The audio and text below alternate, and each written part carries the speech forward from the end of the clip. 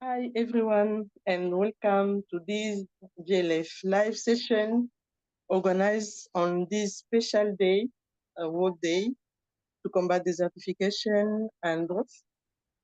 As you know, this year theme of desertification and drought days is United for Land, Our Legacy, Our Future.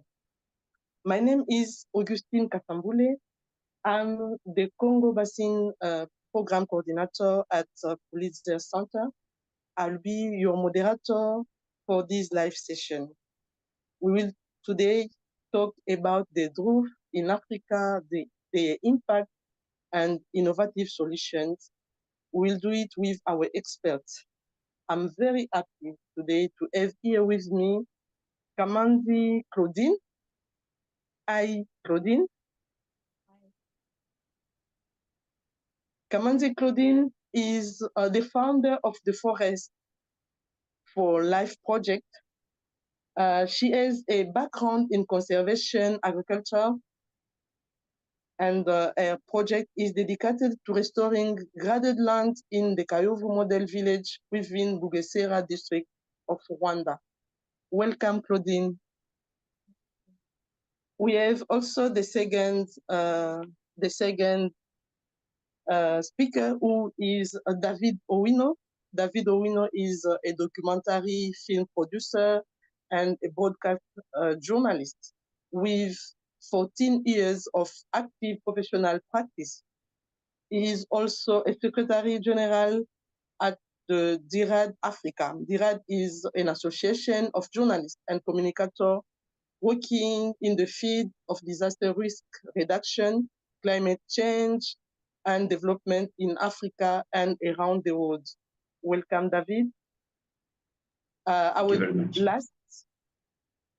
Our last speaker is Patricia Kombo. She is the founder of the PaTree initiative, through which she has planted over 10,000 trees and nurtured a generation of environmental stewards.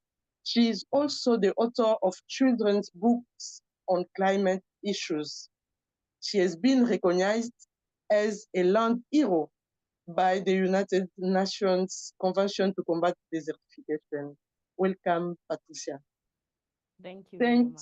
Thank you again for joining us in this live session.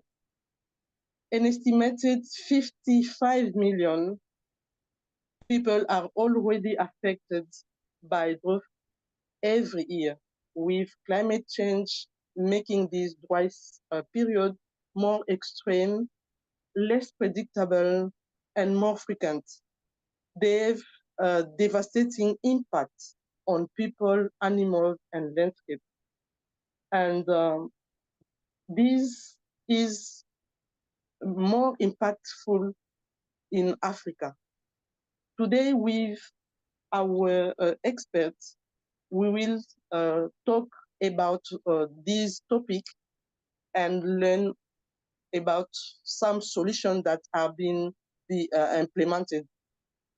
David, you have produced some reporting on this topic and a documentary film, Kenya Desert Alert, with Pulitzer Center support, of course. I would like to know what are some of the key driving forces behind the current droughts and what makes them different from droughts in the past. Thank you, Augustine, and it's such a pleasure to be here. Yes, I think when we set out to do this story, and maybe I'll have an opportunity to talk about that later, this is not the story that we set out to do. We got to learn other things along the way, which then changed the kind of story that we were going to do. It was pretty simple at the start. But what we learned is that over the years, in Kenya and in the general Horn of Africa region, initially major droughts would happen, say, once every 10 years. And this happened until around the year 2000. So between 1990 and the year 2000, there's this one major drought, and that happened at the start of that decade in 1990, 1991. But after that, it was all hell breaking loose. And you see, between 2010 and 2021, let's say last year, 2023, we had 3 major droughts, maybe 4, and all of them lasting very long. So we are moving from a period where droughts would happen every 10 years to a period where they happen almost every 2.5 years. And what used to happen for a few months, say about 8 months or 6 to 8 months, now is happening for several years. So we had 2008 to 2011. We had 2015, actually starting from 2014 in some areas, 2015 all the way to 2017. And then we had 2018 going all the way to last year. So it's almost like you are always in a period of an emergency. So they're happening much more frequently, and they're much more prolonged or intense. And some of them are happening in places where we never used to witness drought. So these are some of the trends that are being witnessed now. In fact, what drove us to do this story was something unusual that we noticed in Nairobi. So just going about our business, I was actually just going about my business in the city. And then I encounter Maasai herdsmen. So Maasai is a native community here. They're mainly herdsmen. So they were grazing their cattle in the city, which is not unusual in drought seasons. They sometimes would come to the city. But what I saw was that they had actually a settlement. They had established a settlement, meaning they had been here for some time. I thought this is unusual. So I just popped in to have a conversation with them. And I learned that they had been to every place where they could actually be, because as a community, they have patterns of movement which have been established over several years. So the places where they would normally go to find pasture, they did not find anything. And so something different is happening. So there's a big shift in how things are happening. And I wanted to find out. So then I contacted my colleagues and we started the story. Thank you, David. I will come back to you, but I'll ask the same question to Patricia. As a founder of the PaTree initiative and author of children's books on climate issues, can you also let us know, according to you, what are some of the key driving forces beyond the current drought, and tell us if, according to you, there is some different from droughts in the past. Thank you very much for the question. And I'll pick from what my brother said. The PaTree initiative was after I volunteered to take relief food to the northern part of Kenya in 2019 during the one of prolonged dry season. And from interacting with communities and the children, I saw how drought, how desertification was having first-hand impact on the children. And from there, it was a trip that changed my narrative, it changed my perspective, and I experienced what drought was doing to the communities at the grassroots. And that's how the PaTree initiative was born. And what we wanted to do, our main goal, was to equip the children with information, with tools to build their resilience, and also to reduce their vulnerability when it comes to drought, and also to articulate some of their critical issues. And I'll speak from working with communities and experiencing drought and coming from a dry region. One thing that I have seen, and I feel when we are talking about drought, 3 key terms actually keep on reappearing. And number one is about livelihoods. Drought, you cannot speak about drought without mentioning livelihoods, without mentioning water scarcity, without mentioning violence, and without the livelihoods of communities being impacted. And you asked, what can we do to ensure, you know, the droughts, the communities are able to manage? And I'll speak from the experience because I've worked with communities. And in everything that we do, early warning system mechanism, I think is what we need to be strengthened in Africa and in our countries to ensure communities are well prepared. And early warning system goes back to, you know, the monitoring, the evaluation, the coordination. How is this communication packaged and passed to communities? How are communities, you know, taking this information? What are the measures they put to ensure in case of, you know, in case of this drought, they are able to reduce their vulnerability? And just as my friend said, currently the droughts are intense and they are frequent. So it goes to Kenya, to the meteorological department, to have this infrastructure that it's able to, you know, to track the minute changes in the ecosystem, so that communities are not found, you know, not prepared. And again, with the communities, is about, when we're talking about now restoring the landscapes, how do we involve the communities? Because some of these regions that are hit by droughts, they have rich culture, they protect land. Like if you talk about the native Maasai's, land to them is their identity. When you speak about these dry lands, the culture and the indigenous communities is key for them. So when we're planning restoration as a way of combating droughts and desertification, how do we package it? How do we make communities feel the conservation, the restoration, it's not about taking their culture, it's not about taking or rather intruding into their identity, but it's a way of improving their livelihoods. It's a way of a collaborative approach to ensure they strengthen their food system, their pastoral ways, and also to ensure the young generation is part and parcel, because land is the only medium that links the young, the older generation, and the dead.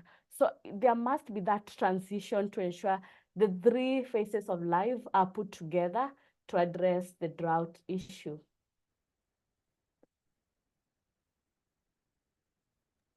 Thank you very much, Patricia. I need to come back to David and ask this question. I know that you were in the field, and you have observed things what are happening in the field. We'd like to know what are the great impact that you have so far seen in the field. The same question to you, Patricia. Who will start, Yeah. David or Patricia? Up to you. Okay, so what I've seen the impacts in communities, number one is about the food systems. The food systems are broken. You are not able to predict the weather patterns. Some of the crops that communities were growing are no longer doing well because the weather patterns you can't predict. So that's one of the key impact.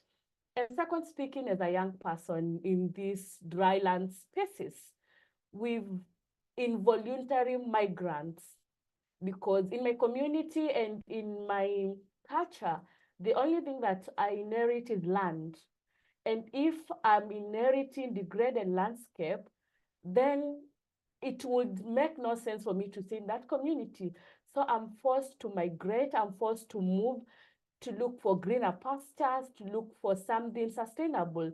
And that's why you see, if you look at the statistics, the number of young people risking their lives crossing the Mediterranean Sea, just going to look for livelihoods, you see, because the landscapes are no longer productive, the droughts are intense, the preparedness of communities is not that well for the adaptive capacity. So we are forced involuntary migrants. And another big challenge that we need to address when we're talking about drought is violence and security, because we've seen communities come together, fight, because logically, I will not look for my livestock die when the neighboring district or the other community has green vegetation. We will invade, and within these processes, because we must have our livelihoods continue. So we have a lot of conflicts, a lot of violence, a lot of, crime rate is increasing. The waterborne diseases are also increasing because with drought, water scarcity issues, the hygiene levels goes down, the waterborne diseases, and currently we are having increase in skin and eye disorders because the droughts, the temperature, and the wind and the soils are loose. So these are having direct health impacts to these communities. And the cases of health and complications are increasing. So when you're talking about drought, the impact, it goes beyond what we see. It goes beyond zero vegetation. It goes beyond failed rainfalls. It goes to livelihoods, it goes to communities, it goes to health, it goes to our traditions and our beliefs, because land is our culture. It's my identity. It's what we take pride in. So when we're talking about the drought, we need to put a lot of emphasis on communities. What does land mean to certain communities? What does land mean to certain demographics in community? For us young people, land is totally different. For the older generation, land means a different perspective. Thank you.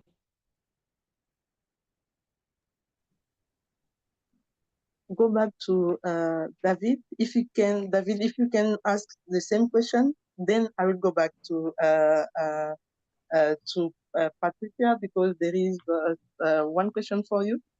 David, if you have anything to add, please go ahead. Right. Thank you. From our observation, interacting with the people whose stories we have been amplifying, one is that poverty, there's a great increase in poverty, and poverty because the droughts are happening so frequently that they do not give the communities enough time to recover. So if you take, for example, communities which mainly farming, if you have droughts in quick succession and you're doing rain-fed agriculture, then you do not have enough time to recover. And so they keep losing their investment. And agriculture is also becoming very input intense. So they keep putting in that money, but they lose it. And they find it very difficult to recover because they do not get the space. And that happens also to the pastoral communities that are herding their animals. We also have a huge impact on ecosystems. Lands are getting much more degraded, much faster. We have this example. There's a place where which was part of our story, one of our documentaries last year. And this is a place called Tana River in Kenya. And the communities there, this mixed farming, this keeping of livestock, and of course, growing of crops. And because of successive droughts, what has happened is, even when it rains, the grass is not able to regenerate. It got to a point where some of the NGOs were actually they developed a pasture seed bank where communities would get seeds for grass and have to plant the grass afresh. Now remember, the rainfall is unreliable, and livestock have to keep grazing on the same grass that they're trying to plant. So it's a difficult situation to find ourselves in. And that also means that we are losing, this biodiversity loss. There are some plants, some animals that we've been seeing that we used to see in the past, which we may not see again. Scientists may help us to explain better how that is going to impact our lives going forward. There is, of course, desperation because the survival rule books of communities have been ripped apart. If you look at the Maasai communities, for example, they told us that what they have traditionally done is that after every drought, the families that are left with a lot more cattle will, give some cattle to the ones that have lost everything. And that way, the community or everybody in the community would be able to build their lives back. Now, at a time when everybody is losing everything, who do you go back to help you build back your life? And so there's a lot of desperation, and that desperation is also causing and sustainable migration.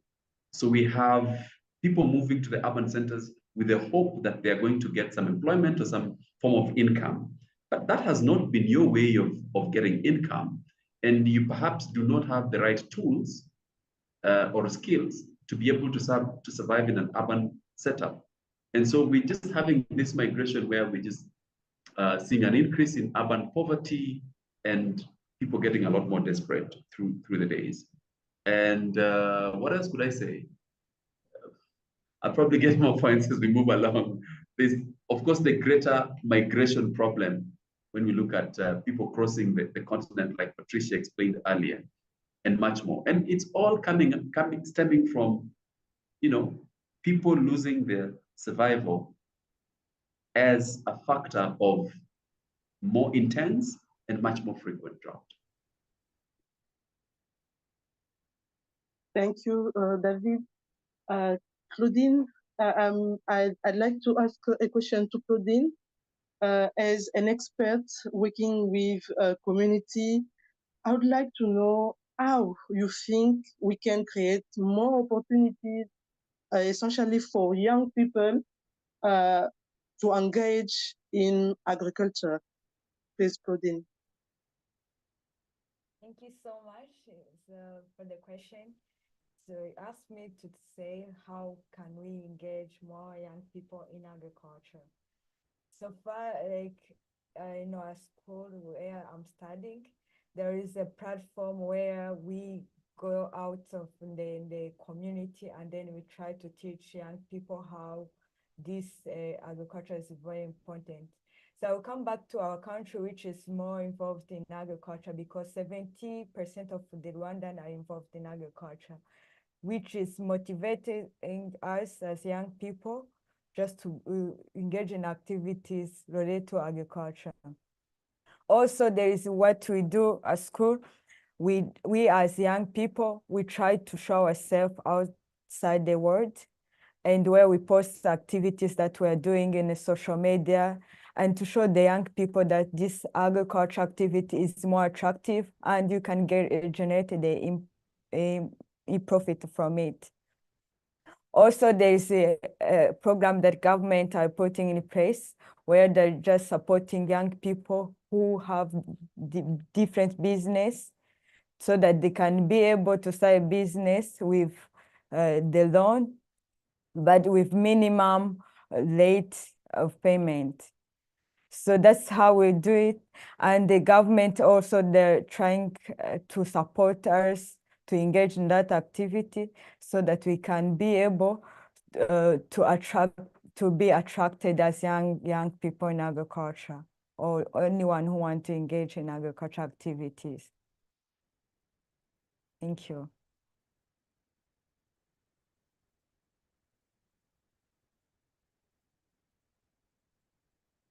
You're muted. You're muted. So can you share with us a little bit about your experience? Because we know that you are engaged in reforestation. We would like to learn more about you because you are young and you are inspiring young generation, young people. If you can share a little bit about your experience and what you are doing in reforestation, this will be very useful not only for us, but also for all the young people who are watching us at this moment. Thank you so much. So for what I'm doing with my fellows, so we just plant native indigenous trees. So like using agroforestry, because most of the people in Rwanda, they're engaged in activities related to agriculture. For us, we plant native indigenous trees, which can be combined with the crops, so that we can, instead of cutting down the trees, we can just plant those trees in the farm with even the crops. So that's what we're doing. But before that, we just trained the people in our community, and then we showed how this is really important and how it can contribute to the soil, to generating the nutrients. So because we thought that if we can just go out there and tell people to plant the trees, so they will say that these trees, it doesn't help at all, because it will just take our land instead of just bringing something in our land. So we just train people, and then we tell them how this is important, because we make sure that the trees that we're selecting is native and indigenous, but again, it generates the nutrient in the soil. So we just tell them that these trees, if you plant this will enhance the nutrient in the soil, as well as it will increase the production of your crop. Thank you. Thank you very much. I'd like to remind all who are, people who are watching us that you can share your questions. We are on Facebook, we are on LinkedIn, X, and YouTube. If you have some questions, don't hesitate. You can share them, and our experts will be very happy to answer to your question. I'd like also to ask Patricia, who is also involved in reforestation, if she could share also her experience and let us tell us more about what motivates her and how she's implementing this great project. Thank you very much. I was motivated to have a generation that understands what is climate change, what are the impacts of climate change, how can they communicate, how can they build their resilience, and how can they, well articulate their issues when it comes to climate change. That was my driving force to be involved in the climate discourse. So what we do in the restoration sector, we realized there was a huge gap between the young generation and the actual climate action, or rather the actual regeneration. And coming from a continent that is youthful, it means our legacy, our future, just as today's theme is land, in land. And if we fail to get it right from the young generation, then we're losing it, because the older generation, the way they were doing things, it's totally different with the current dynamics, with the current climate change, and the current technology that is being put in place to ensure livelihood continue to thrive. So I was motivated to create a generation of stewards, young people who believe, or rather who know, they have a right to a better environment, but also they have a responsibility. So we are doing a lot of restoration, working with schools and rural women, because we saw the direct impact of drought and land degradation to these women. So our model is very simple. We partner with schools, then we establish environmental clubs, and from environmental clubs, we have a curricula of how we train the kids from, the most basic actions they can do to them, so that they're able now to connect with land, they're able to connect with nature. And from there, we've seen a lot of mindset change, because one of the challenge we've seen is mindset when it comes to young people. And when you speak about land to a young person, they're like, it's just dust that when you mix with water becomes, dirty. So that's the model that we're doing.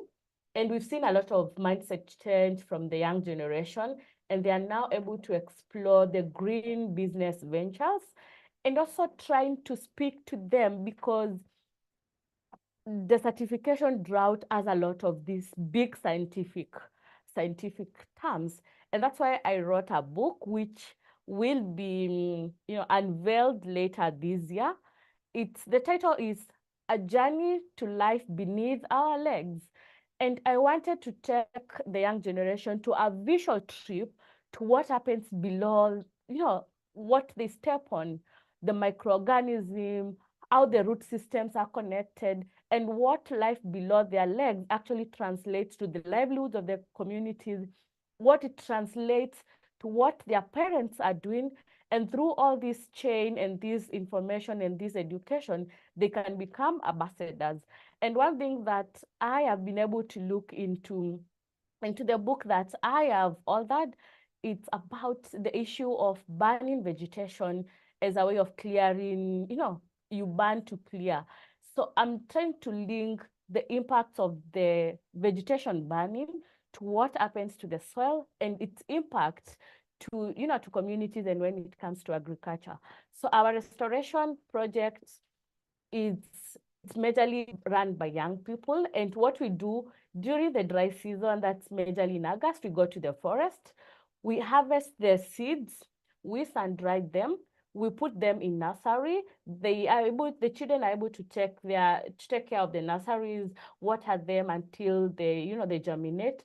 Then we transplant, then we plant the trees. And the reason why we want them to experience the long chain of harvesting seeds is because we want them to connect with nature. We want them to understand the process, the beauties, just see how a seed is buried, it transforms into, this beautiful tree, and they are able to put in their farms, in their schools, and they just watch these trees. And that is the concept, because we said as young people, we are not just planting trees. We are growing trees of hope. We are growing trees that will impact our generation.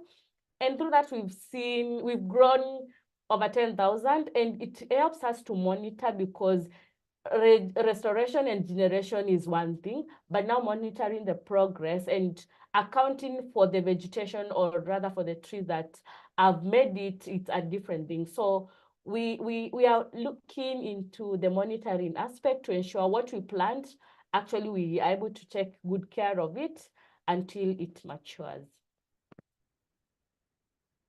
Thank you very much. As you are both young and doing reforestation tasks, I'd like also to ask Claudine if she can respond to the question sent by someone from DRC asking if it is possible to stop the drought. As you are expert, please, Claudine, can you just reply to these young who seems to be very inspired by you both, and need to know if it is possible and how. Thank you so much.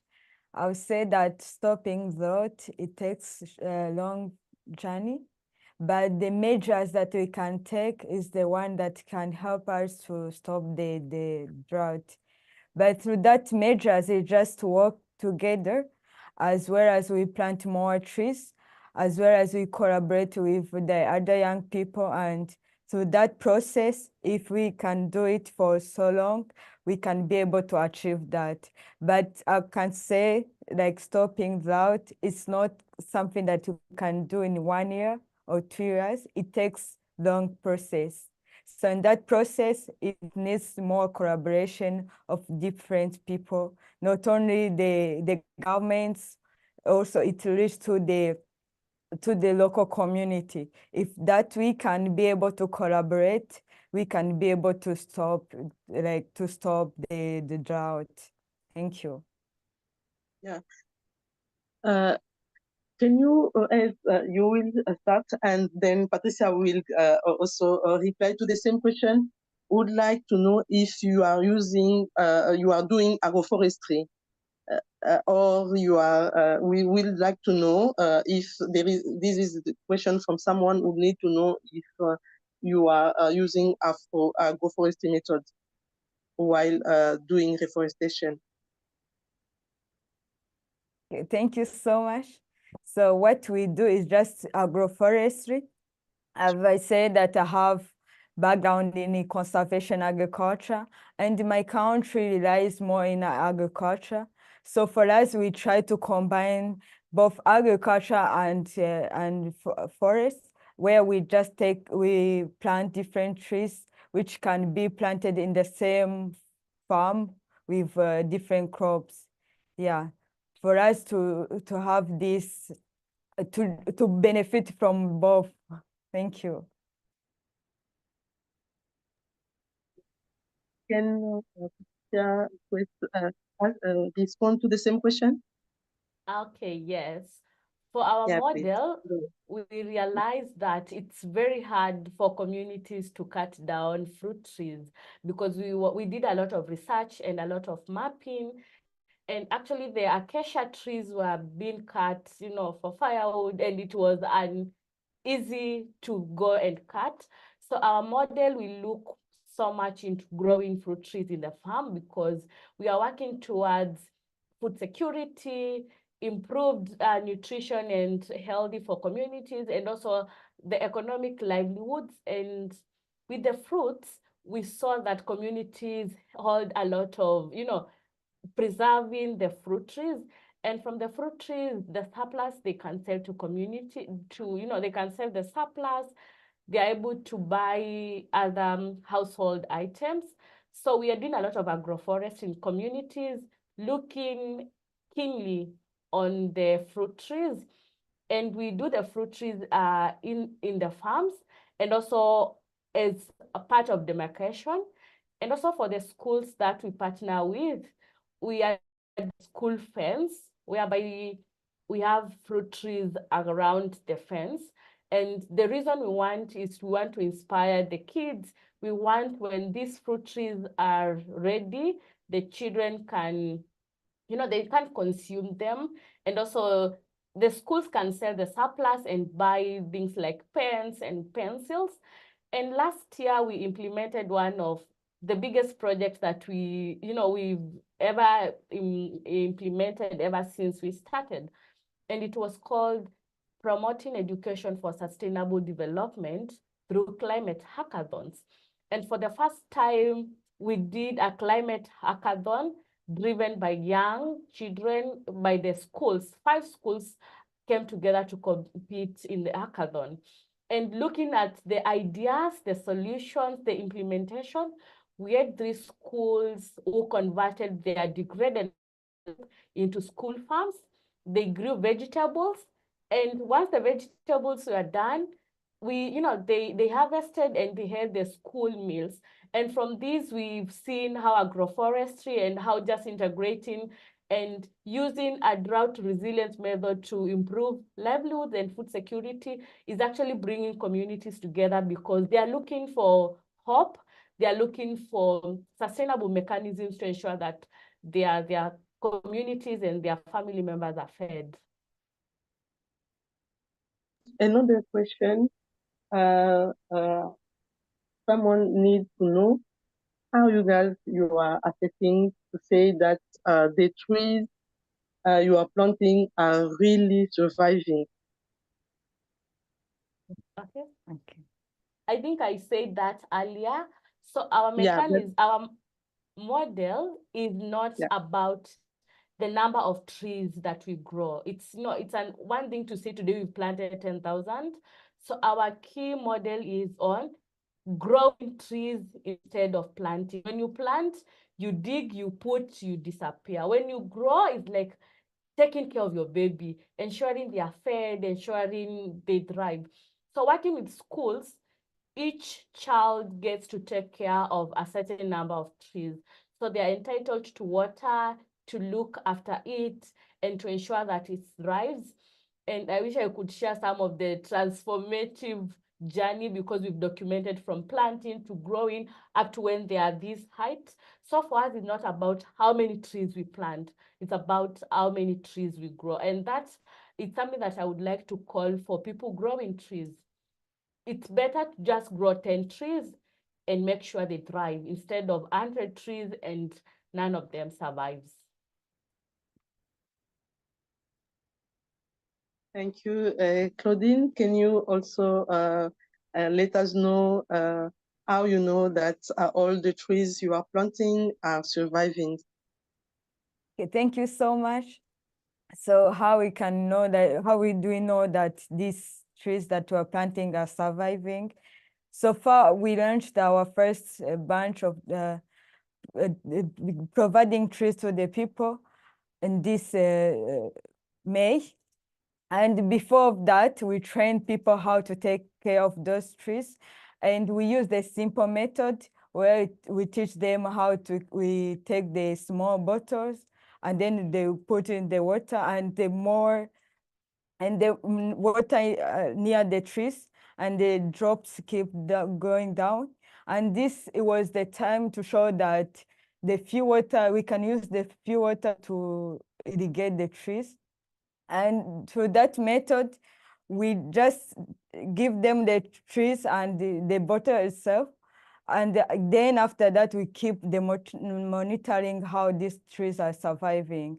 And for that, we also have to keep training them, because every single 2 weeks, we have to meet with them and go around to evaluate whether the trees are still surviving.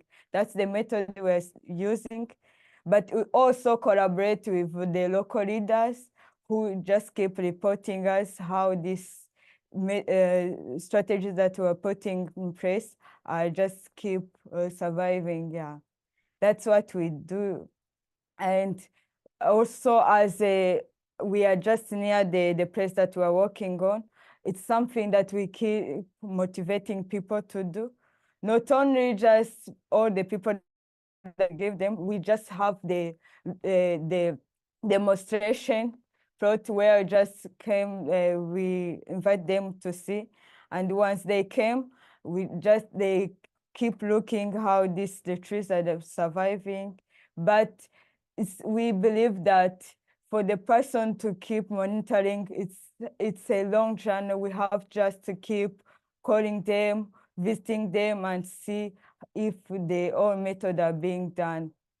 Thank you so much. Thank you to you both. Now, David, as a journalist, as a film video producer, I would like to know if you can tell us one thing that people would like to know, people who are living outside Africa, that things that they can learn from your stories.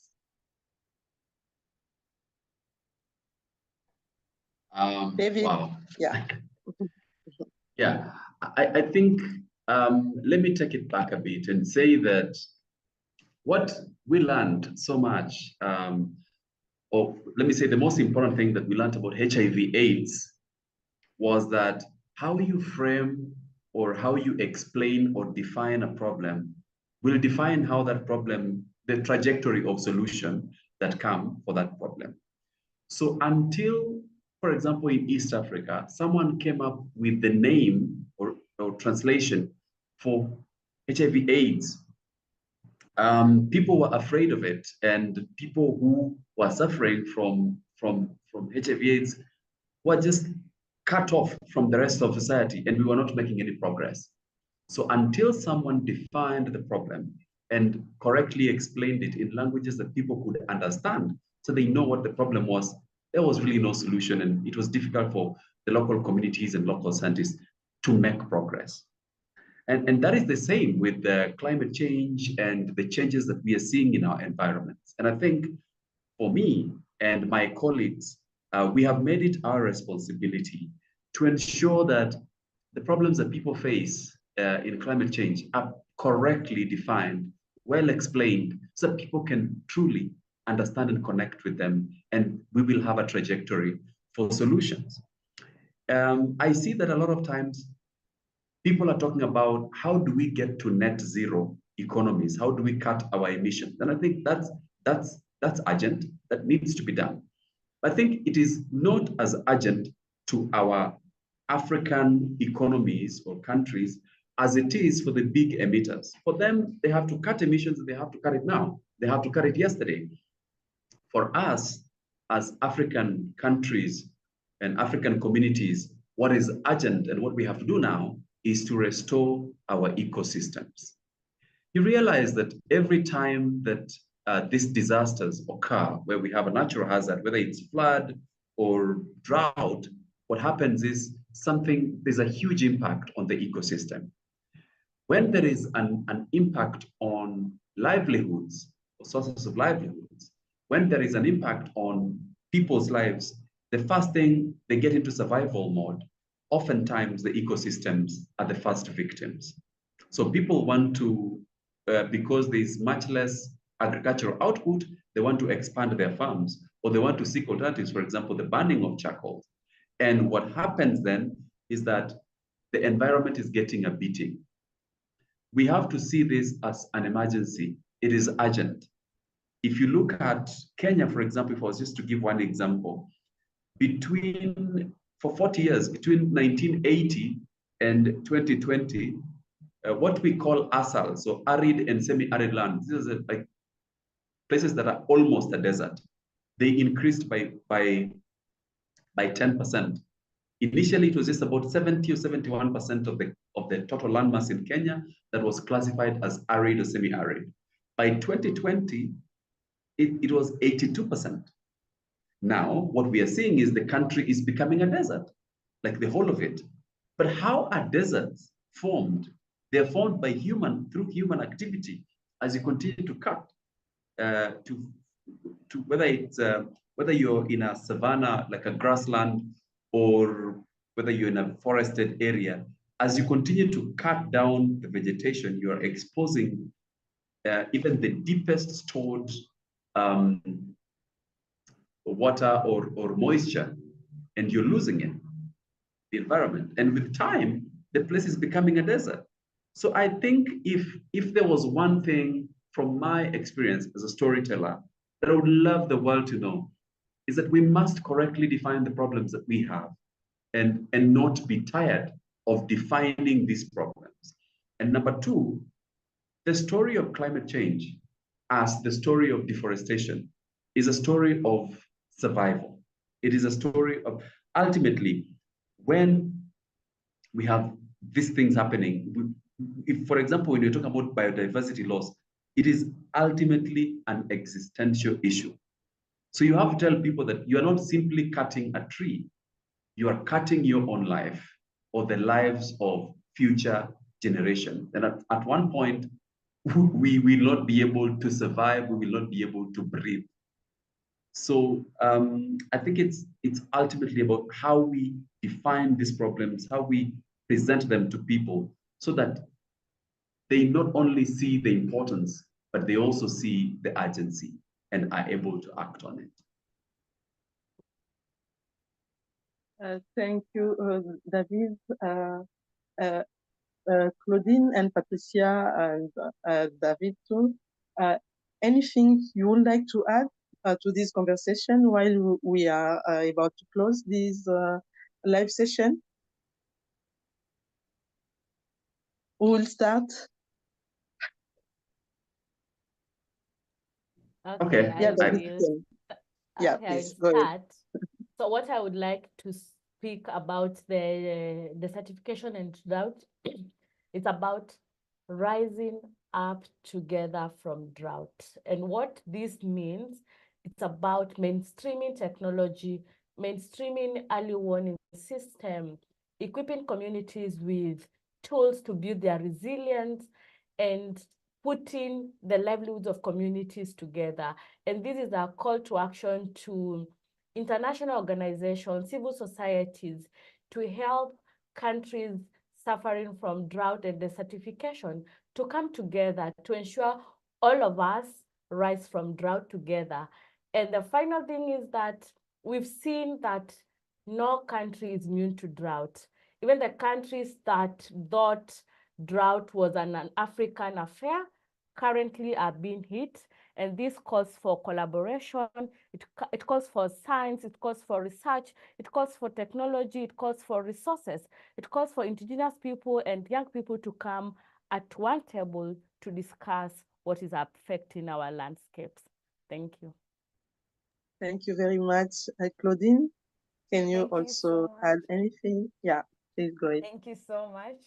So what I can say is just to work together, not only the governments, but also we as young people, we have to step forward just to reduce this drought, because if we're not doing this right now, we can't, like in the coming years, we'll not be able to survive So let's work together for all the people like in Africa, but we put our effort together to say that this can be able to stop. Yeah, thank you so much. That's what I can say. Thank you. Thank you, David. Can you add one word? Can I say a little more than one word? Anyway, one sentence. I think one thing that we have to agree is that drought changes everything and touches every part of life. If you look at Kenya, they've been saying in their reports that initially every 5 years, the country was losing about 5% of its GDP to drought. Now that these droughts are happening much more frequently, you can imagine we are losing 8, maybe 10% of GDP every other year or every 2 years. So it's not just the people who are getting poorer, the country will be struggling a lot more. And that cascades to every aspect of life as we know it. And so it is an all of society problem. We must have all of society solution. I think to fellow journalists, I would say, this is not your story. It is everybody's story. So be willing to learn a little more, be willing to listen a little more. The past 3 documentaries that we have produced, we produced, I would say, in collaboration with communities, because communities tipped us off and told us, we are seeing this happening. What do you think is, I mean, it's an important story to tell. And so we picked it from there. But beyond that, like I told you at the beginning, this story initially, we just thought, over the past 40 years, Kenya has lost this amount of trees, but also droughts have been witnessed to this length in Kenya. So our conclusion was, we've cut down so many trees that our country has lost rainfall, until we spoke to Professor Onywere, and that man was just able to redirect our storytelling and tell us, this is not how it works. Instead, look at it from the aspect of desertification. It's not your story. Be willing to learn and create a collaborative environment. And finally, the collaboration between communities, journalists, scientists, researchers, and partners like the Rainforest Journalism Fund and Pulitzer Center, who supported our story, is important. We may have important stories to tell in the best ways possible. Oftentimes, we have no resources to go beyond our duty stations. And only when we collaborate and work together can we realize all these beautiful things that we are achieving together, I would say. Thank you very much. Thank you to you both. Before we close, I will kindly remind everyone to join the upcoming hybrid forum that will happen this first day on 20 June, and the registration is free. Thank you again, both of you, for bringing up all these insights, for your contribution to this conversation. And thank you for having shared your inspired experiences with both of us. And I'm pretty sure that these inspired experiences will continue to inspire other people. As the focus of this year would they remind us, we must be united for land. All we must come together and act. Thank you very much for your time. And I can say bye for now. Bye.